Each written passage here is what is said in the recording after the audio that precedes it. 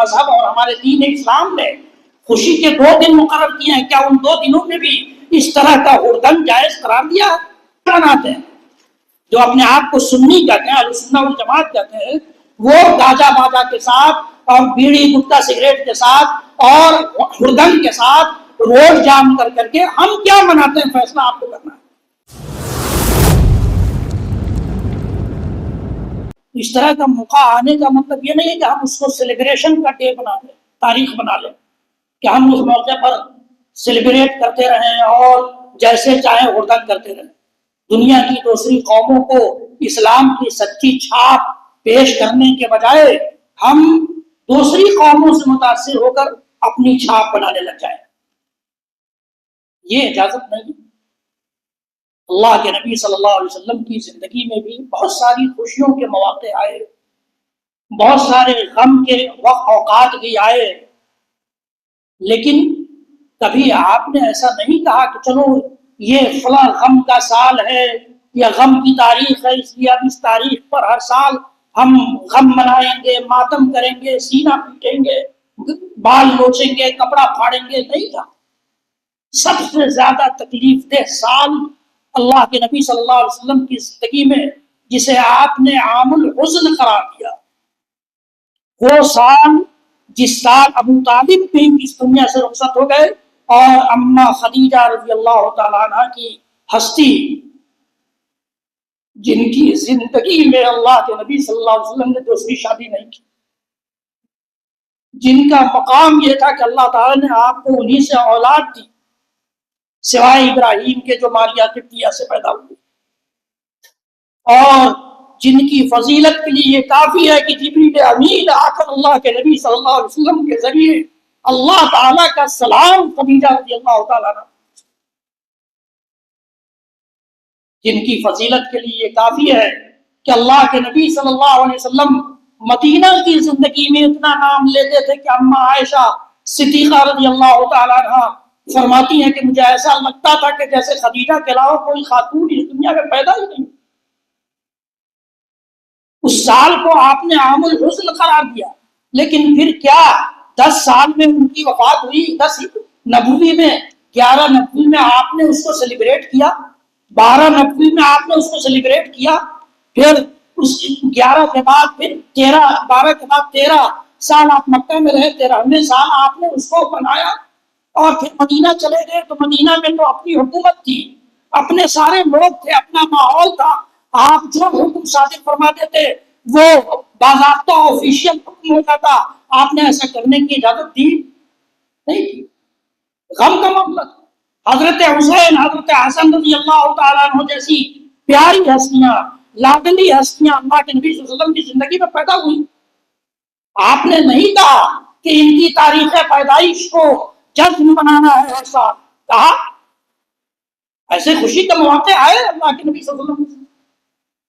غم کے مواقع ایسے غم کے مواقع آئے کہ آپ نے 1 مہینہ تک باضابطہ جن لوگوں جو لوگ سبب بنے تھے آپ کو اس غم میں ڈالنے کے، ان کے لیے فتویٰ فرمائی۔ 70 صحابہ کو لے جا کر کے جو قاری تھے،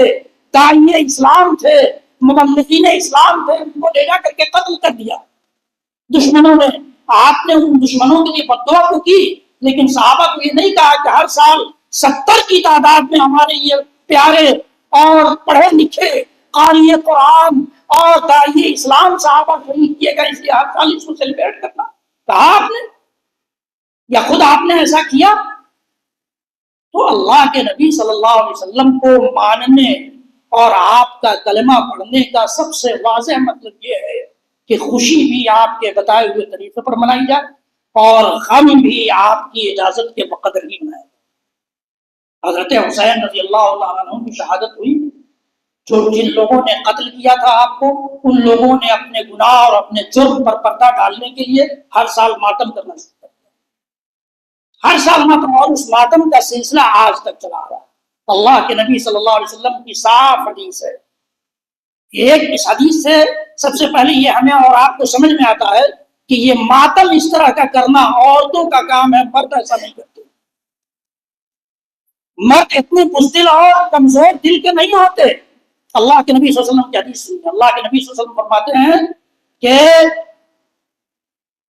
اللہ کہ جو کوئی عورت لا يحل لامرأة تحد على میت فوق ثلاث، لا يحل لامرأة تؤمن بالله واليوم الآخر تحد على میت فوق ثلاث۔ امام بخاری رحمۃ اللہ علیہ نے اور دیگر محدثین نے اس حدیث کو روایت کیا اور کہتے ہیں کہ اللہ کے نبی صلی اللہ علیہ وسلم فرماتے ہیں کہ کسی ایسی عورت کے لیے، اس کا مطلب یہ نہیں کہ مرد ماتم کر سکتا ہے، عورتیں چونکہ اس دور میں بھی اور آج بھی عورتیں ماتم زیادہ کرتی ہیں، سینہ زیادہ پوچھتی ہیں، بال زیادہ پوچھتی ہیں، کپڑا زیادہ پہنتی ہیں غم کے حالات میں، تو اللہ کے نبی صلی اللہ علیہ وسلم نے اس دروازے کو بند کرنے کے لیے فرمایا کہ کسی ایسی عورت کے لیے جو اللہ اور آخرت پر ایمان رکھتی ہے جائز نہیں ہے، لا یحل حلال نہیں ہے کہ وہ 3 دنوں سے زیادہ کسی میت پر غم منائے، ماتم کرے، جائز نہیں۔ حضرت ام حبیبہ رضی اللہ تعالیٰ عنہ ام المؤمنین، حضرت ابو سفیان کی بیٹی، حضرت معاویہ کی بہن، اللہ کے نبی صلی اللہ علیہ وسلم کی زوجیت میں، اس لیے ہم سب کی ماں، ان کے باپ کا انتقال ہو گیا اور خبر آئی، خبر آنے کے 3 دن کے بعد باضابطہ آپ نے خوشبو منگائی اور خوشبو منگا کر اپنے جسم میں لگایا، کہا کہ مجھے اس خوشبو لگانے کی ضرورت نہیں تھی لیکن اللہ کے نبی صلی اللہ علیہ وسلم کی اس حدیث پر عمل کرنے کے لیے میں نے ایسا کیا ہے کہ 3 دنوں سے زیادہ کسی کی بھی شخصیت پر، کیا چاہے جتنی قریبی ہستی ہو، اس پر غم منانا جائز نہیں ہے، خوشبو لگایا گیا۔ جبکہ زمانے جاہلیت میں یہ قاعدہ تھا کہ عورتیں بناؤ سنگار چھوڑ دیتی تھیں، خوشبو اچھا کپڑا پہننا چھوڑ دیتی تھیں، یہ اجازت ہے، ایک قسم کی عورت ہے وہ، اللہ کے نبی صلی اللہ علیہ وسلم نے اسی حدیث میں فرمایا الا علی زوج وہی تحد 4 اشہر و10، سوائے اس عورت کے جس کا شوہر مر جائے تو 4 مہینے 10 دن تک غم میں رہے، غم کی حالت میں رہ سکتی ہے۔ یہ اللہ کے نبی صلی اللہ علیہ وسلم کی حدیث ہے۔ پھر یہ حضرت حسین رضی اللہ تعالیٰ عنہ کی شہادت کو 1300 سال سے زیادہ گزر گیا اور پھر بھی ہم غم منا رہے ہیں، یا ایک طبقہ غم منا رہا۔ ایک تو یہ بات، دوسری بات کہ ہم کیا مناتے ہیں، جو اپنے آپ کو سنی کہتے ہیں، اہل سنت والجماعت کہتے ہیں، وہ گاجا باجا کے ساتھ اور بیڑی گٹکا سگریٹ کے ساتھ اور ہردنگ کے ساتھ روز جام کر کے ہم کیا مناتے ہیں، فیصلہ آپ کو کرنا ہے۔ حضرت حسین رضی اللہ تعالیٰ عنہ کی شہادت کی تاریخ میں ہم کیا مناتے ہیں، فیصلہ ہمیں اور آپ کو کرنا ہے۔ خود سوچ لیجیے کہ ہم کیا مناتے ہیں، خوشی مناتے ہیں، غم مناتے ہیں؟ اگر خوشی مناتے ہیں تو یہ طریقہ خوشی منانے کا کسی موقع سے کس نے دیا ہے؟ اللہ کے رسول صلی اللہ علیہ وسلم نے، ہمارے مذہب اور ہمارے دین اسلام نے خوشی کے 2 دن مقرر کیے ہیں، کیا ان 2 دنوں میں بھی اس طرح کا ہردن جائز قرار دیا ہے؟ اس طرح سے خوشی منانے کا طریقہ ہمارے اور آپ کو سکھلایا گیا ہے؟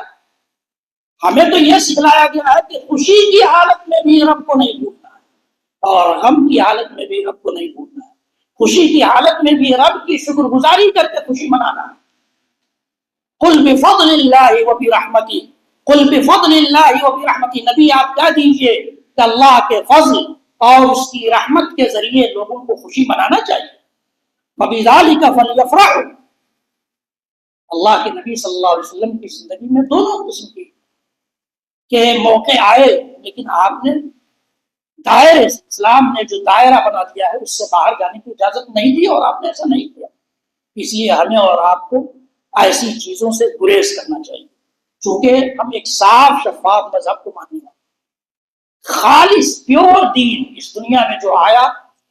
جس کے سلسلے میں ایک بہت بڑے محدث کہتے ہیں کہ اس دین کا ایک ایک ٹکڑا، اس دین کی ایک ایک بات باضابطہ چین اور سند کے ذریعے آئی۔ لولا الاسناد لقال من شاء ما شاء،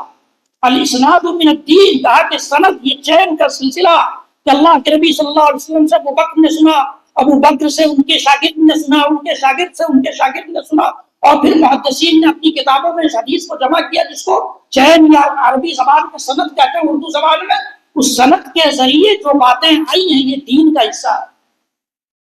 کہتے ہیں کہ اگر سند نہیں ہوتی تو جو چاہتا کہتے تھا اور اس کو دین قرار دیا جاتا۔ آج وہی ہو رہا، آج وہی ہو رہا۔ کیونکہ ہم نے ان سے جی ایسے بیان کرنے والوں سے پوچھا نہیں کہ بھائی تم نے یہ بات کیسے کہی، نہیں پوچھا، پوچھنے کی جرات نہیں کی، ہمت نہیں کی. اس لیے دین کے معاملے میں بھی ہمیں صحیح راستے سے ہٹا دیا.